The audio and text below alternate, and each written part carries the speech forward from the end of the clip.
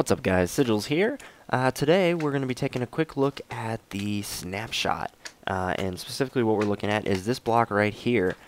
This is a new block. It's kind of the first of its kind in Minecraft. It is only available through the new interface for giving items, and it is block number 137. And what it is it's called a command block. And so you see if I right click it, I have the ability to set a console command in it, which will then go off when it's powered by redstone. So here are just some quick and simple uses for it that I've come up with. I'm sure there are many more to come, but yeah, I hope you enjoy, and see if you guys come up with some good ideas of your own. Alright guys, first up we have the villager-powered night-day sensor. So if we take a quick look at this here really swiftly, you'll see there's a bunch of pressure plates down here inside the door. And this qualifies as a quote-unquote house to this little villager here. And when he's inside on the pressure plates, that's going to send a signal over here to this command block, which has the command set in time set day. Whoopsies, that's not what I meant to do. Now, so if I do time set night, you're going to see this little guy freak out. He's going to run inside, and bam, it's back to day. Now, this is not a new invention in terms of the detector. People have put villagers in this before. Usually they put about 3 to 5 villagers in here, and they have it wired up so that every villager has to be inside so that you don't get a false positive on daytime. I've only done one because you really want it to be hypersensitive, because basically if you're doing this on a map, say an adventure map, where you want it to always be day. So you want the transition when after night sets to hit back to day as fast as possible, and it really doesn't do anything negative to you if if he just wanders inside in the middle of the day and it sets back to day. That's still daytime. That's still the point you're going for in your adventure map. So that's worth considering, and I think it's very useful for some future maps. Alright guys, here I've inverted it. The pressure plates are now on the outside, and the command is now set to time set night.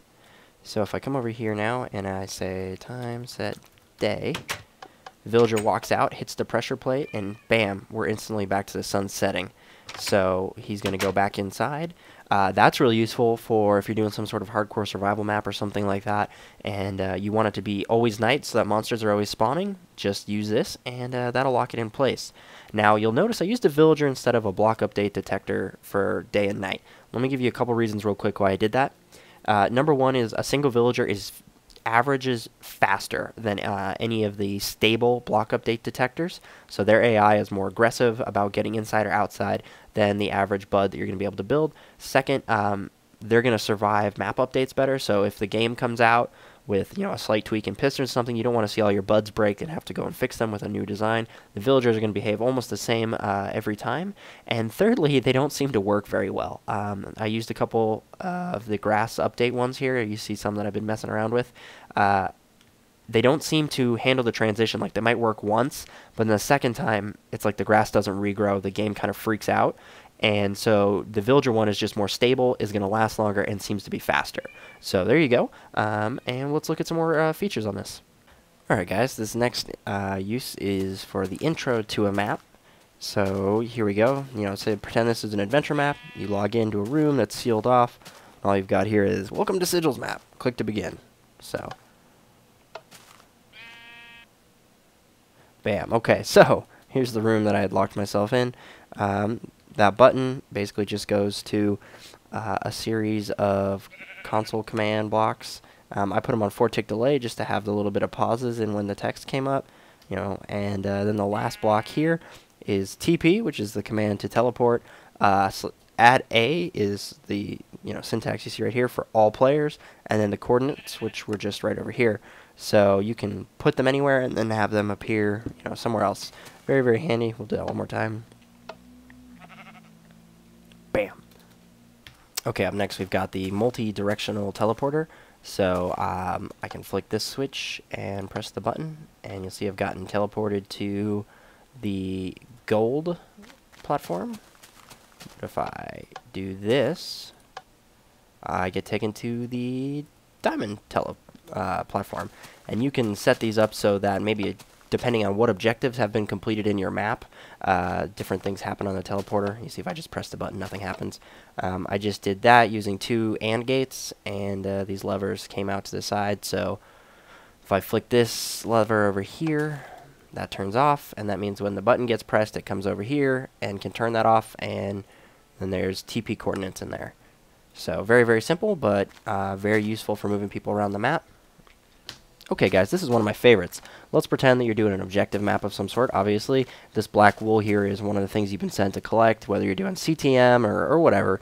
And if you come over here and you break it, you'll see that I just was given 52 levels. I had 5 levels to start with. And this is just the back of a bud, obviously. However, if I place this and then break it again, you'll notice it doesn't go off again. Let me show you what's going on. So this little piston right here, this whole thing is the block update detector, so it detects when the wool gets broken and goes over here to the command, which is XP, then the amount, which is a max of 5,000, and then the target.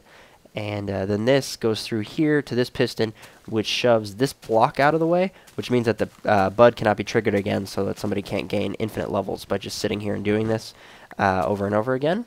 But yeah, it's a simple reward for completing one of the dungeons in your map. I think that'll be very useful and allow for some very cool opportunities.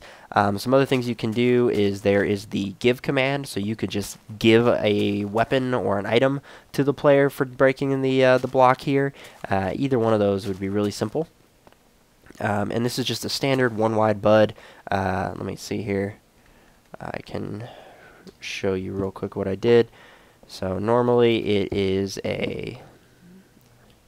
you put the back of the sticky piston right up against there, redstone torch down there, redstone dust, and into a redstone torch. Block up here, redstone dust, repeater, redstone dust, and a repeater for the output. That then goes to this block right here, and then I have the loop around here for the regular piston, which went right there, which shoved this block out of the way so that it couldn't be abused. You could also do fun things like build this out of wool and have this trigger like TNT or something behind it so that the bud just blows up. It's really up to you. You just want to put in some sort of safeguard to prevent them from abusing the system.